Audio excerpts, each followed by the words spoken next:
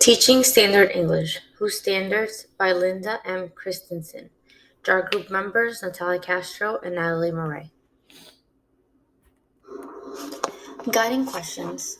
A goal of Christensen 1990 in her article, Teaching Standard English, Whose Standard, was to explain how Standard English is not as important to be taught when first learning English, but many English teachers, not ENL teachers, focus on teaching standard, as opposed to allowing students to reflect on the English language. How can non-ENL teachers enhance the learning of English to a non-native student? What support can be given to these teachers in order to strengthen the instructions for ELS? Question number 2.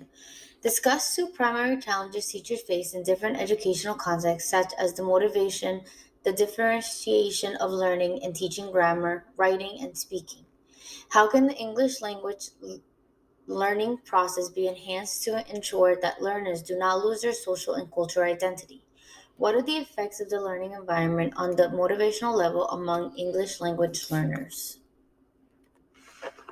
The focus of this article is to examine the effects of teaching standard English to English language learners. We review how the study of standard English without critique encourages students to believe they aren't smart enough, how grammar is an indication of class and cultural background, and we will also view individual experiences that discuss L's beliefs about learning standard English and the importance of teaching the rules of standard English with reflection. Standard English. Standard English could be generally described as the prestige social dialect in the wider speech community. For example, it is the dialect with the widest overt prestige, according to Carson 2002. For ELS, this basically means that students have to master the system, which for some of them has meant mastering a dialect that's other than their own. Standard English also refers to any form of the English language considered by some people as the ideal use of language for educated native speakers. It encompasses grammar, vocabulary, spelling, and to some degree, pronunciation. It is normally considered the correct written version of the language. Background. Language classifies people. People of diverse backgrounds are mixed together, and when they come out, they're supposed to look and sound a certain way. For example, look like Van White and sound like Dan Rather. Grammar was an indication of class and cultural background in the United States. Even the terminology standard and non standard reflects that one is less than another. There is a bias against people who do not use language correct. People should speak correctly to make it. English teachers are even urged to correct students who speak or write in their home language. Summary. The writer begins by narrating how she was laughed at in class after she mispronounced a word her teacher had asked her to pronounce. The encounter made her overly cautious of her language to an extent she used substitutes for words she could not pronounce comfortably or where she had difficulties remembering language rules. Based on her experience, the author narrates that educators should be more focused on what learners say or write instead of the manner in which they say it. She suggests that focusing on the way something is said or written degrades learners, views, and emboldens students to keep silent or speak the least number of words for educators' censure.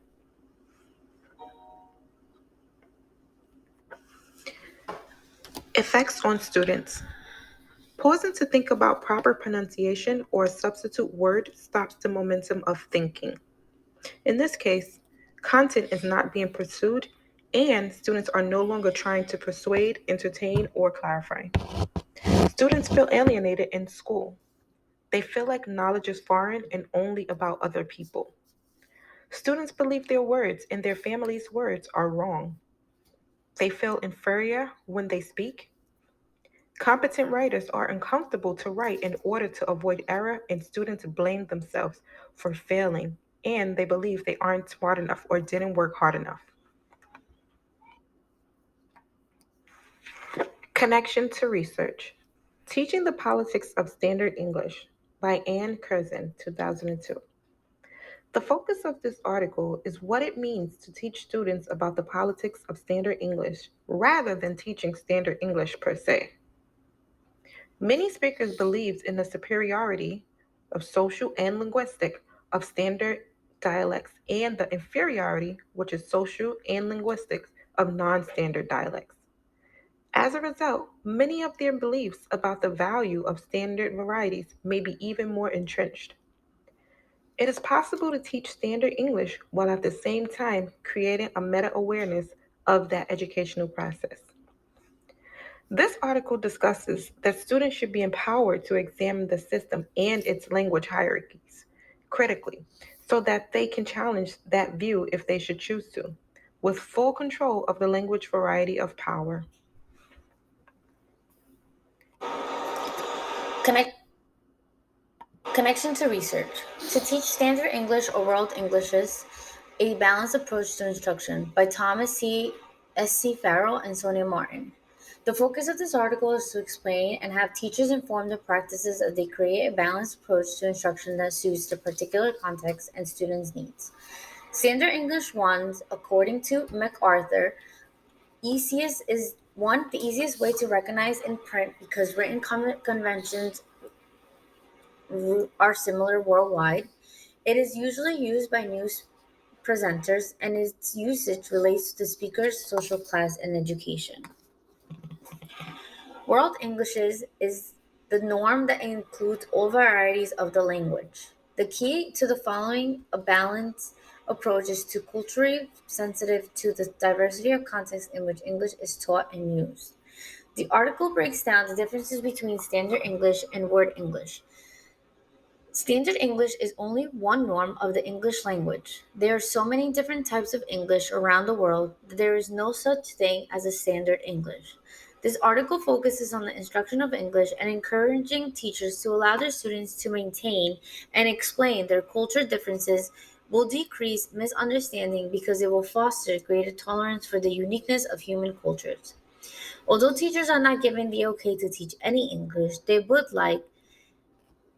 are able to share with their students and have them understand that it is okay to speak the English they have learned thus far and to continue to use it. This article connects to our primary article because they both encourage teachers to encourage their students to use their own English and that there is no such thing as a standard English. Input and Language Development in Bilingually Developing Children by Erica Hoff and Cynthia Core, 2013. The focus of this article is to review the literature of the relation of early dual language exposure to bilingual development to provide practitioners with background to inform the approaches they might take in assessing and serving bilingual children and their families. According to Hoff and Court, there is no statistically significant difference in vocabulary growth between monolingual and bilingual children.